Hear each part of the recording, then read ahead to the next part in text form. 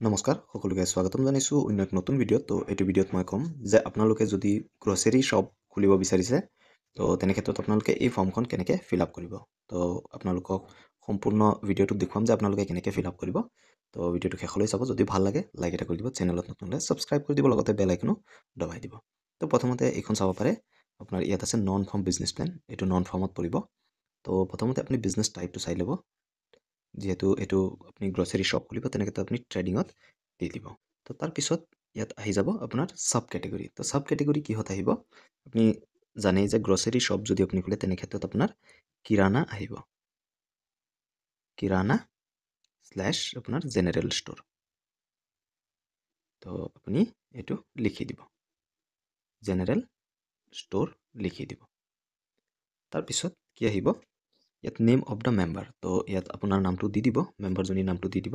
ধৰি লওক আপোনাৰ নাম অনিমা ৰয়, তো এইটো আপুনি দি দিলে। তাৰপিছত ইয়াত আপোনাৰ মোবাইল নাম্বাৰটো দি দিব, যিটো মোবাইল নাম্বাৰ আপুনি ইউজ কৰি আছে সেইটো আপুনি ইয়াত দি দিব। তাৰপিছত ইয়াত আহিছে SHG নেম এণ্ড কোড। তো ইয়াত SHG নেমটো আপোনাৰ দি দিব। ধৰি লওক আপোনাৰ যে এম্পাৱাৰ্ড SHG, এম্পাৱাৰ্ড SHG আপোনাৰ গোটৰ নামটো আপুনি ইয়াত দি দিব। তাৰপিছত ইয়াত আপোনাৰ কোডটো দি দিব, যে ধৰি লওক 0400163297, যিটো হয় আপোনাৰ MIS কোড, সেইটো আপুনি দি দিব। তাৰপিছত ইয়াত আহিব VO/CLF।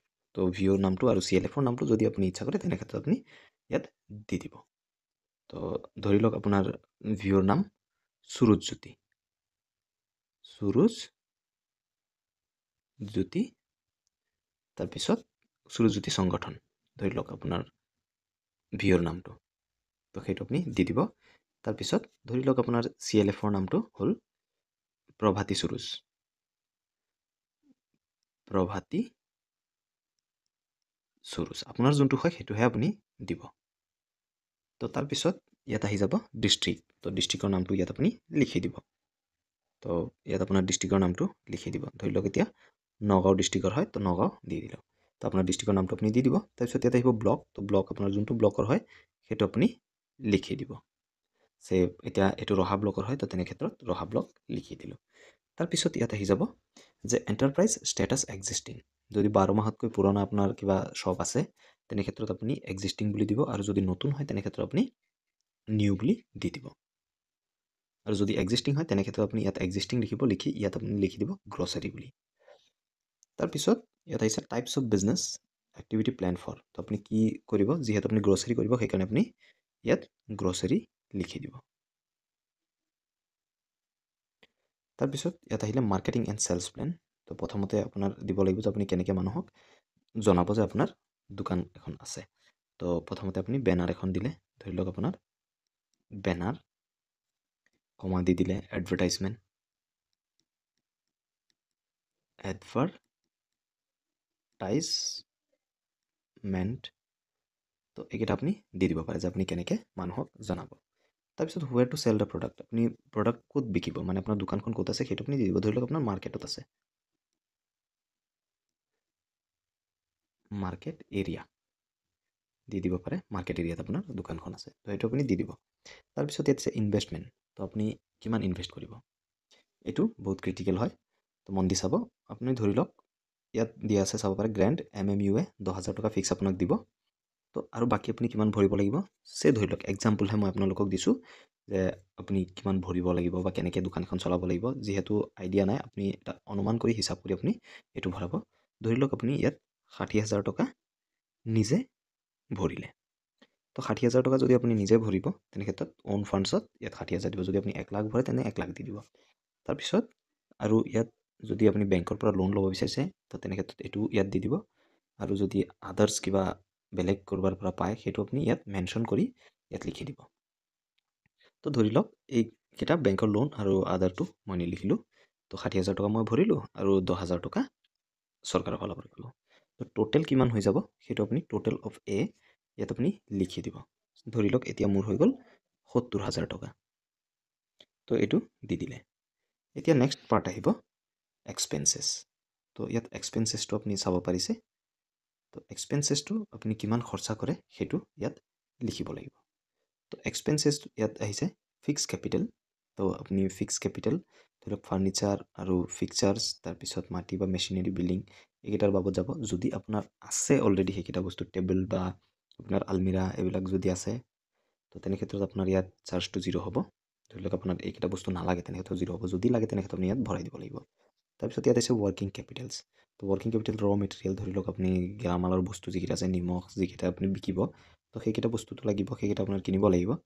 তো এইকেইটা ধৰি লওক আপোনাৰ খৰচা আহি যাব ইলেক্ট্ৰিচিটি, এইবিলাক মিলাই ধৰি লওক আপোনাৰ ৱৰ্কিং কেপিটেল কিমান, ধৰি লওক আপুনি 70,000 খৰচা কৰিলে বস্তু কিনিলে, বা লেবাৰ চাৰ্জ এইবিলাক ধৰি লওক আপুনি নিজেই যদি কৰিছে তেনে ক্ষেত্ৰত লেবাৰ চাৰ্জটো নাহিব। ইলেক্ট্ৰিচিটি চাৰ্জটোতো ধৰক নৰ্মেলি এটা থাকিলে, আৰু বাকী আপুনি বস্তু কিনিলে, তো এইকেইটা আপুনি 70,000ৰে বস্তু ল'লে। তো আদাৰ এক্সপেন্সেছ ধৰি লওক আপোনাৰ নাই, যে বাহিৰা এক্সট্ৰা খৰচা আপোনাৰ নাই। তো 70,000 টকা যেতিয়া বস্তু ল'লে, তেনে ক্ষেত্ৰত আপোনাৰ টোটেলটো কিমান আহি যাব, 70,000 আহি যাব, যে খৰচা আপোনাৰ 70,000 হ'ল। তাৰপিছত ইয়াত আহিছে গ্ৰোথ প্ৰজেকশ্যন। তো এতিয়া আপোনাৰ গ্ৰোথটো কিমান সেইটো আপোনাৰ দেখুৱাব লাগিব। তো ৰেভিনিউ থ্ৰু ট্ৰেডিং বিজনেছটো, যিহেতু আপুনি গেলামাল দোকান এখনকে খুলিছে, তো ট্ৰেডিং বিজনেছতেই পৰিব। তো ট্ৰেডিং বিজনেছত ধৰি লওক আপুনি 70,000 টকাৰ বস্তু কিনি আপোনাৰ 1 লাখ টকা আপুনি বিকিব। তো ইয়াত আপুনি 1 লাখ টকা দি দিব ট্ৰেডিং বিজনেছত, আৰু মেনুফেকচাৰিং বিজনেছত যিহেতু নহয়, তো এইকেইটা 0 হ'ব। তাৰপিছত আদাৰ ইনকাম যদি আছে সেইটো ইয়াত দি দিব, আৰু যদি নাই তেনে ক্ষেত্ৰত সেইটো নালাগে দিব।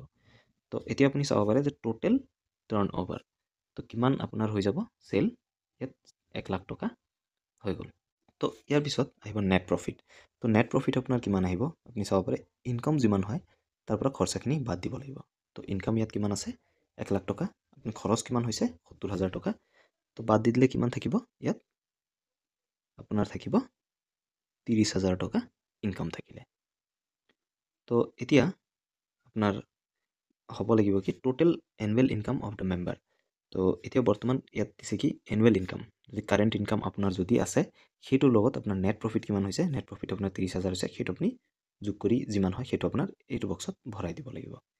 তো যিহেতু ইয়াত একো শ্লট পোৱা নাই এইটো ফৰ্মেটত, যদি আপোনাৰ পাইছে যে এনুৱেল ইনকাম আপোনাৰ কিমান, ইয়াত পোৱা গৈছে কাৰেণ্ট এনুৱেল ইনকাম যিটো আছে, তো সেইটো ইয়াত ধৰি লওক আপোনাৰ এতিয়া বৰ্তমান আপোনাৰ আছে 15,000 টকা আপুনি এটা এনুৱেল ইনকাম কৰে।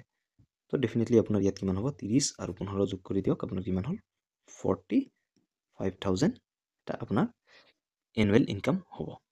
তো তাৰপিছত ইয়াত আপোনাৰ ছিগনেচাৰটো কৰি দিব, এইটো বক্সত আপোনাৰ ছিগনেচাৰটো কৰি দিব। তাৰপিছত ইয়াত আপোনাৰ নামটো লিখি দিব।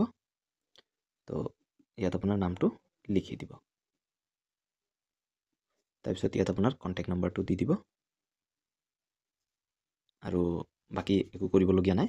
তো এইকেইটা আপোনাৰ ব্লকত কৰা হ'ব, যে আপোনাৰ এপ্লিকেশ্যন ফৰ্মখন ৰিজেক্ট হৈছে বা এপ্ৰুভ হৈছে, সেইকেইটা ব্লকত কৰি দিব। তো এইটোৱে আছিলে যে আপুনি কেনেকৈ এখন গ্ৰচাৰী শ্বপ খুলিব। তো সেইটোৱে এইটো ভিডিঅ'ত দেখুওৱা হৈছে। ভিডিঅ'টো যদি ভাল লাগিল প্লিজ লাইক এটা কৰি দিব, চেনেলত নতুন হ'লে ছাবস্ক্ৰাইব কৰি দিব, লগতে বেল আইকনো দবাই দিব। ধন্যবাদ। জয় অসম।